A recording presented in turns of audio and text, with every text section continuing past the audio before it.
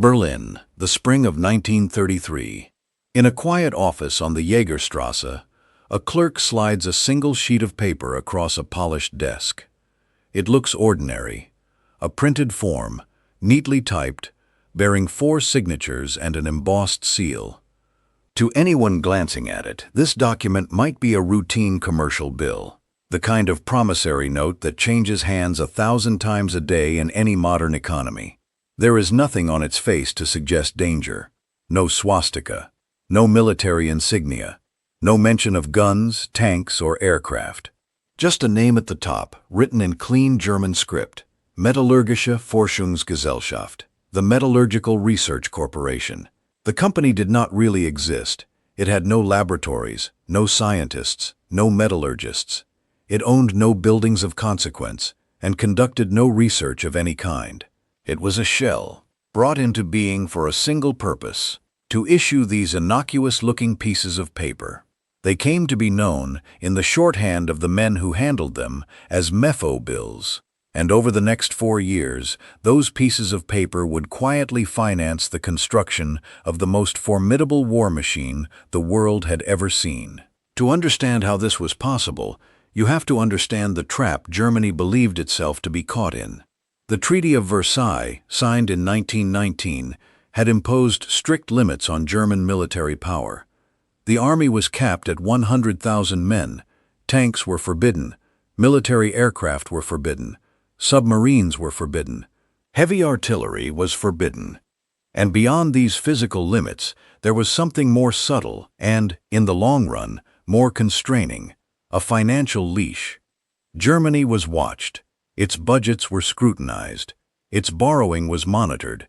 Any large-scale military spending would be visible to the French, to the British, to the League of Nations, almost immediately. Rearmament in the open was impossible, but rearmament was exactly what the new government, installed in January of that year, intended to pursue.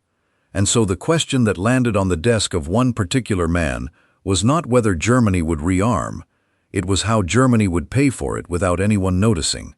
That man was Hjalmar Schacht. He was not a soldier. He was not a Nazi. Not yet, not really. He was a banker, sharp-featured, immaculately dressed, fluent in 3 languages, with the cold precision of someone who had spent his career inside the machinery of international finance. He had served as president of the Reichsbank during the hyperinflation crisis of the early 20s, and he had earned a reputation as the man who could perform monetary magic when the situation seemed hopeless. When the new chancellor needed someone to solve the rearmament problem, Schacht was the obvious choice.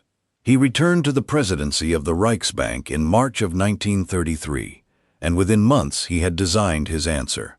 The mechanism was elegant in the way that only financial instruments can be elegant, which is to say, it was almost entirely invisible to the people it affected. The Mefo company would issue bills to arms manufacturers. Krupp, the great steel and weapons dynasty of Essen, would build artillery and submit an invoice. Instead of being paid in Reichsmarks from the government's general budget, Krupp would be paid in Mefo bills. These bills were guaranteed by the Reichsbank, which meant they were, in effect, as good as cash. Krupp could deposit them, discount them, hold them, or pass them on. The bills carried a generous interest rate and a maturity of 6 months, renewable for up to 5 years. What this meant, in plain language, was that the German government had invented a way to pay for weapons without the payment ever appearing in the government's published accounts. The money did not come out of the treasury. It came out of a fictional company's balance sheet, backed by a quiet promise from the central bank. The figures never appeared in the budget. They never had to be defended in the Reichstag. They never had to be explained to foreign observers, because, technically, they did not exist as government debt at all. They were commercial paper, private transactions between private parties, a matter for accountants, not diplomats. Between 1933 and 1938, roughly 12 billion Reichsmarks were channeled through this system. To put that figure in proportion, it amounted to nearly half of all German military spending during those years. Half. An entire shadow budget, large enough to fund the rebirth of an army, a navy, and an air force, hidden inside a single accounting fiction. And here is the part that matters most for understanding how power actually works. The Mefo bill was not a secret in the sense of being locked in a vault. Tens of thousands of them circulated through the German banking system. Industrialists handled them daily. Bank clerks processed them. Tax officials filed them. Auditors signed off on them. They were not hidden from view. They were hidden from understanding. The system was complex enough, technical enough, and boring enough that almost no one who handled the paper had any clear idea of what it was paying for.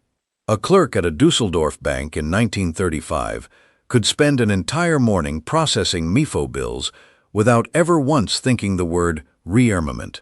He was simply doing his job. The paperwork was in order. The signatures were valid. The next file went on the pile. This is the first lesson the war machine teaches us before a single shot is fired. Tyranny does not always announce itself with marching boots and torchlit rallies. Sometimes it announces itself with a form, in triplicate, signed and stamped and filed away in a cabinet by a clerk who is thinking mainly about lunch. While Schacht was constructing his paper architecture in Berlin, something parallel and equally important was unfolding on the other side of the world. In September of 1931, 2 years before the first Mefo bill was issued, a section of railway track exploded near the Manchurian city of Mukden. The explosion was small.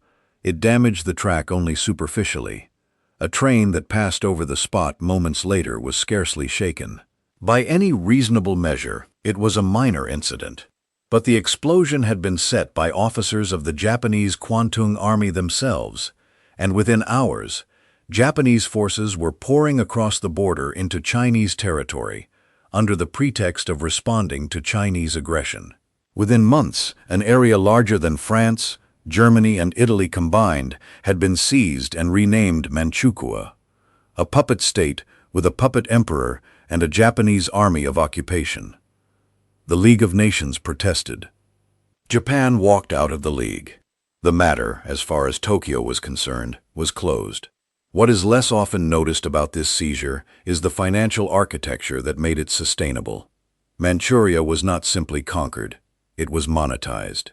Within 2 years of the invasion, a new central bank had been established, a new currency had been issued, and a chartered company, the South Manchuria Railway, had been transformed into something closer to an imperial corporation, controlling mines, factories, ports, and farms. Japanese industrial conglomerates, the Zaibatsu, moved in to develop heavy industry. Coal, iron ore, soybeans, and timber began flowing back to the home islands. The conquest paid for itself. More than that, it began to fund the next conquest. Here was a pattern that Berlin would study with great interest.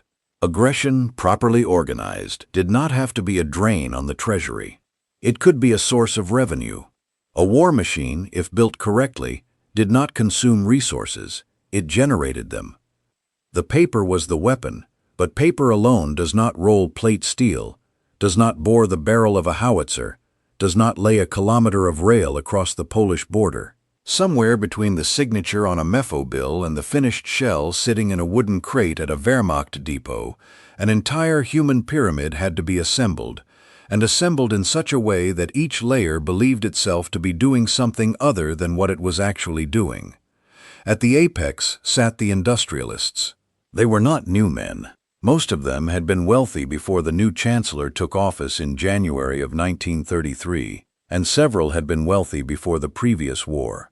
The Krupp dynasty, headquartered in Essen, had been forging weapons for the German state since the 1840s. Gustav Krupp von Bohlen und Halbach, the patriarch in the mid-30s, had initially been suspicious of the new government.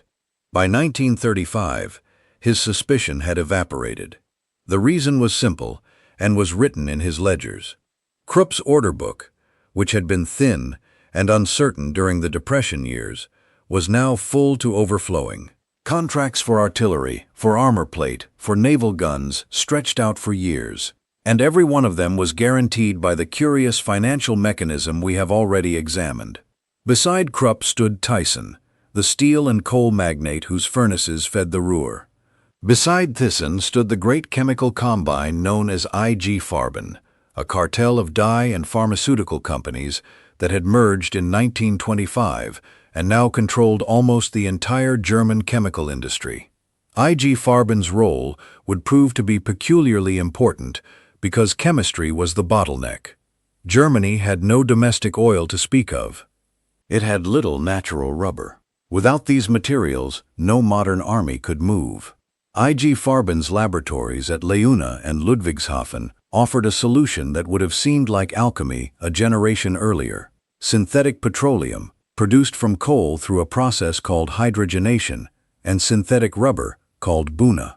Both processes were extraordinarily expensive. Neither would have been commercially viable in a free market. But the new government was not a free market. It guaranteed prices. It guaranteed quantities. It guaranteed that whatever IG Farben produced, the state would buy at a rate sufficient to make the chemists very, very rich. What did these men receive in return for their cooperation? The answer is not what one might assume. They did not, for the most part, receive direct political power. They were not invited to cabinet meetings. They did not draft legislation. What they received was something more durable and, to them, more valuable. They received the suppression of organized labor, which had been their nightmare throughout the Weimar years. Independent trade unions had been dissolved in May of 1933. Collective bargaining was abolished. Strikes were criminalized. Wages were frozen by decree. The cost of labor, which had crept upward for a decade, was now held flat by the power of the state. And in exchange for this gift, the industrialists were expected to do one thing: produce, on schedule, whatever the procurement officers asked for. Many of them found this an acceptable trade. Below the industrialists, the second layer of the pyramid was harder to see and in some ways more important.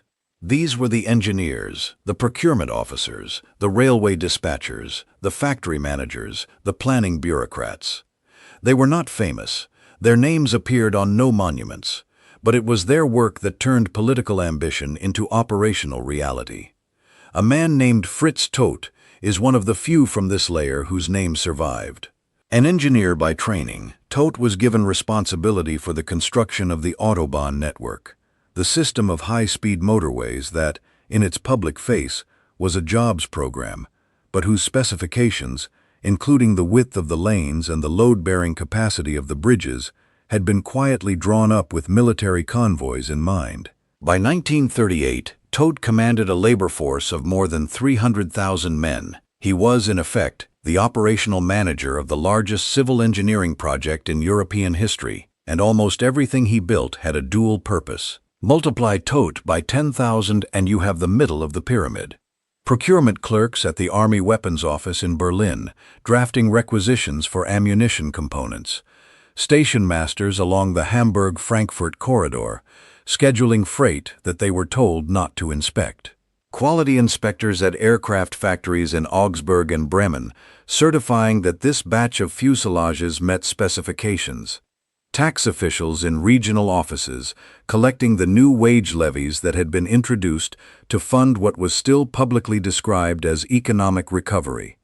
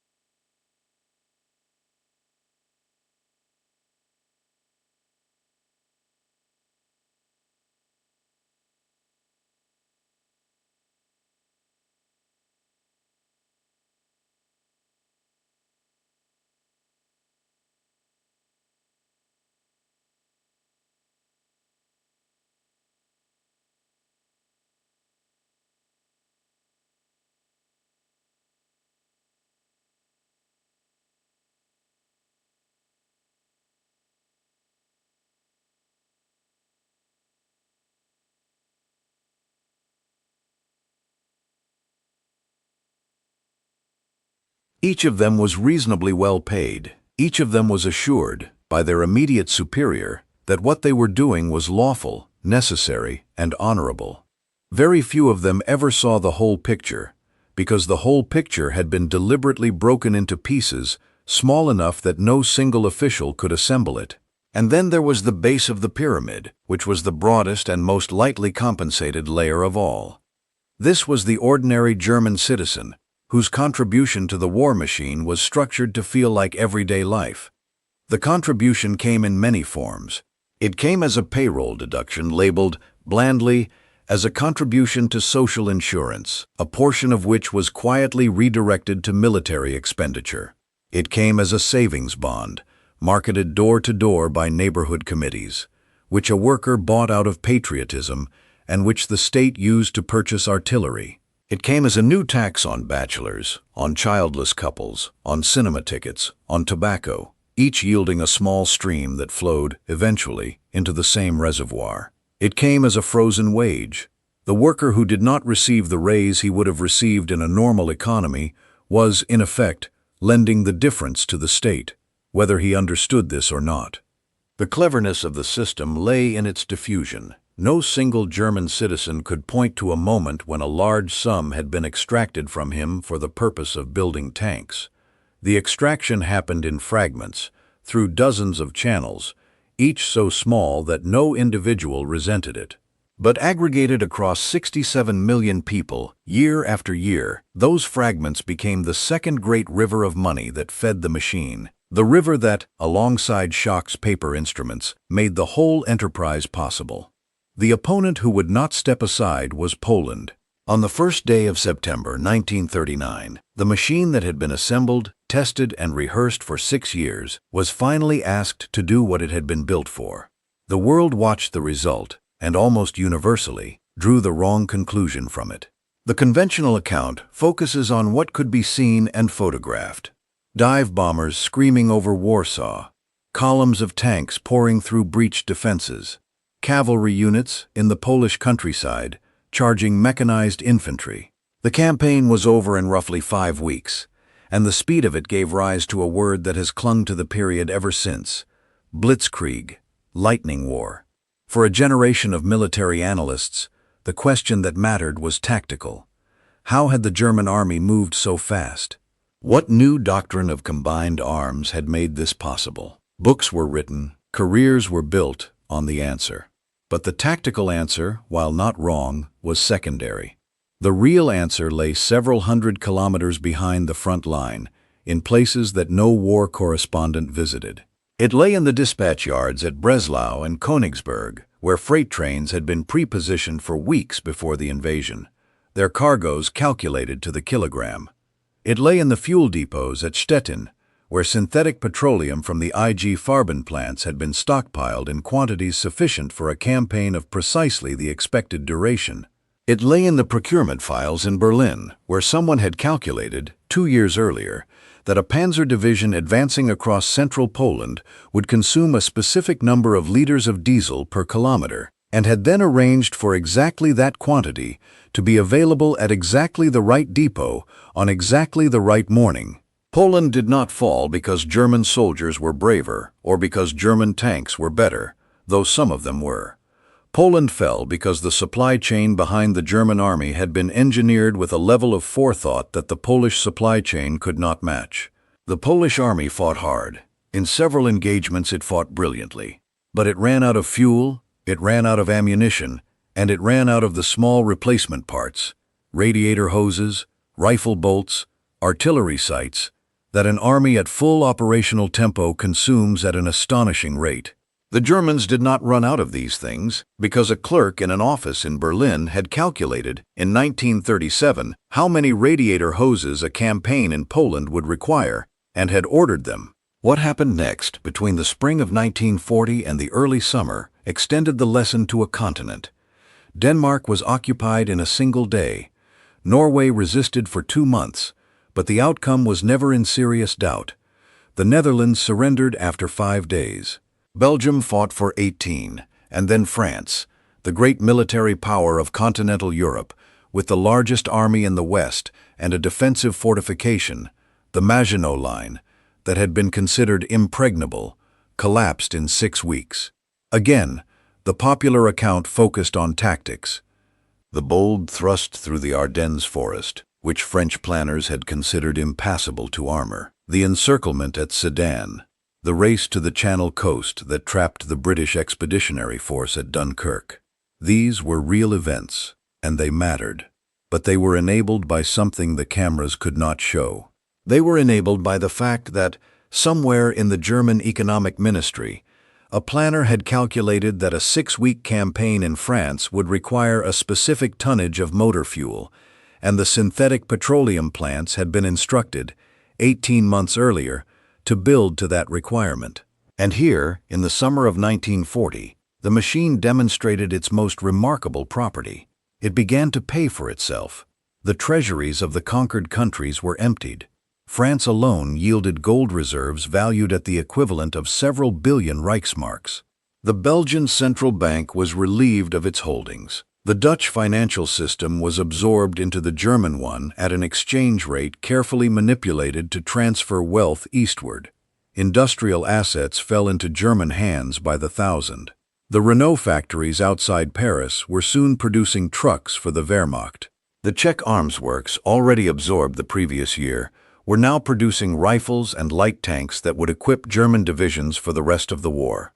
Belgian steel mills, French aluminium plants, Norwegian aluminium smelters, Dutch shipyards, all of them were inventoried, assessed, and integrated. Labor was conscripted alongside capital. By the end of 1940, foreign workers, initially volunteers attracted by wages, soon enough not volunteers at all, were arriving in Germany at a rate of tens of thousands per month. They filled the places left empty by German men who had been drafted into the armed forces. Polish agricultural laborers worked the farms of Saxony. French engineers were assigned to factories in the Ruhr. Dutch metalworkers were sent to the shipyards at Kiel. The German civilian standard of living, which a planner in any other wartime economy would have expected to collapse, was instead maintained and in some respects improved, because the costs of war production were being externalized onto populations that had no vote in the matter. The arithmetic, in the summer and autumn of 1940, looked extraordinary. The Reich now controlled the industrial output of most of Western and Central Europe. It controlled the coal of the Ruhr, and the iron of Lorraine, and the steel of Bohemia. It controlled the chemical works at Leuna, and the new ones being built at Auschwitz. It controlled the rail networks that connected all of these, and it controlled the ports through which their output could be moved. For a brief period, perhaps 18 months, between the fall of France and the autumn of 1941, the war machine was, on paper, a self-sustaining enterprise. Each conquest funded the infrastructure for the next conquest. Each occupied territory contributed more in resources and labor than it cost to garrison. The frontier was crossed at dawn on the 22nd of June, 1941. 3 million soldiers, divided into 3 vast army groups, advanced into Soviet territory along a line that stretched from the Baltic to the Black Sea. The operation was given the name Barbarossa, after a medieval emperor who had drowned, in full armor, in a Turkish river during a crusade. The choice of name was, in retrospect, more apt than the men who chose it intended. For the first 10 weeks, the machine performed as the accountants had projected. Soviet armies were encircled and destroyed in numbers that would have seemed implausible to any Western general. 500,000 prisoners at Minsk, 300,000 at Smolensk, more than 600,000 at Kiev in September. The advance reached depths that no army in modern European history had achieved. By the beginning of October, German forward units were within striking distance of Moscow, and the maps on the walls of the planning offices in Berlin showed a frontier that ran from Leningrad in the north to Rostov in the south. But the maps were lying. Or rather, the maps were showing only the visible half of the equation. The other half, the half that had been worrying the accountants since the spring, was beginning to express itself in the supply reports that arrived, daily, at the offices of the Quartermaster General. The reports said the following things. Fuel consumption was running at nearly twice the projected rate, because the Soviet road network, where it existed at all, was destroying vehicles at a rate that mechanized doctrine had not anticipated. Replacement engines were not arriving in adequate numbers because the factories producing them in the Ruhr were already operating at maximum capacity. Locomotive losses on the Russian railways, which had to be re-gauged from the wider Soviet standard to the European one, were 3 times what had been forecast. And the railway re-gauging itself was proceeding at less than half the projected speed, which meant that supplies arriving at the new frontier had to be unloaded, transferred to the few captured Soviet locomotives, and reloaded, a process that consumed time, fuel, and manpower that no one had budgeted for. Then came the winter. The thermometers in central Russia fell to -30, -35, -40 degrees Celsius. The German army had not been equipped for it because the campaign had been planned to end before winter began. Tank engines would not start. Lubricants congealed. Frostbite cases overwhelmed the field hospitals. And on the 5th of December, north of Moscow, fresh Soviet divisions, many of them transferred from the Far East, where Japanese intentions had finally been clarified by an intelligence source whose name we now know but whose name no one in Berlin then suspected, launched a counteroffensive that pushed the German line back, in places, by more than 200 kilometers. The machine had stopped paying for itself. From this winter forward, it would only consume. The numbers, when they were tallied through the spring of 1942, revealed the depth of the problem. The Soviet Union had lost perhaps 4 million soldiers in the first 6 months of the campaign. It had also lost an industrial heartland that, in any 19th century war, would have ended its participation. But the Soviets had performed a feat that no foreign planner had thought possible. They had dismantled, by hand, more than 1,500 factories, loaded them onto freight trains, moved them east of the Ural Mountains, and reassembled them. The tanks coming off the new production lines at Chelyabinsk and Magnitogorsk in 1942 were of a model, the T-34, that was superior to anything in the German inventory. And they were arriving in quantities that the German factories, for all their efficiency, could not match. Meanwhile, on the other side of the Atlantic, a different calculation was beginning to assert itself. In March of 1941, 3 months before the invasion of the Soviet Union, the United States Congress had passed an act whose plain title obscured its significance. The Lend-Lease Act authorized the American president to supply war materials to any nation whose defense he considered vital to the security of the United States. The mechanism was, in its own way, a mirror image of the Mefo bill, paperwork that mobilized industrial capacity on a scale that no balance sheet could contain. By the end of 1941, American factories were producing aircraft at a rate that exceeded German production, and the gap was widening every month. American shipyards were laying down merchant vessels faster than German submarines could sink them. American steel output, in 1941 alone, exceeded the combined output of Germany, Japan, and Italy. The men who had built the war machine had assumed throughout the planning years that the United States would remain outside the conflict, or that, if it entered, it would not be able to translate its theoretical capacity into deliverable force in time to matter. On the 7th of December 1941, the Japanese Navy resolved this assumption in the most spectacular manner available to it. 4 days later, in a gesture whose strategic logic has never been satisfactorily explained, the German Chancellor declared war on the United States as well. The bill had come due. In Berlin, the Mefo paper that had been issued in the early years was now maturing in serious quantities.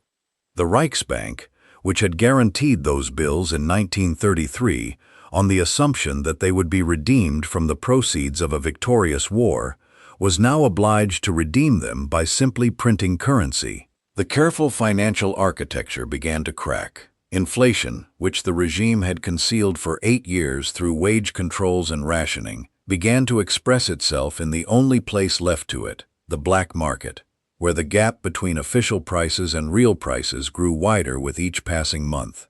In the homes of ordinary Germans, the contributions that had begun as small payroll deductions in the mid-30s were now arriving as casualty notifications. By the end of 1941, more than 200,000 German soldiers had been killed in the East. By the end of 1943, the figure would exceed 1 million. The schoolteacher in Dusseldorf who had bought a savings bond in 1935 had paid in the end with her son.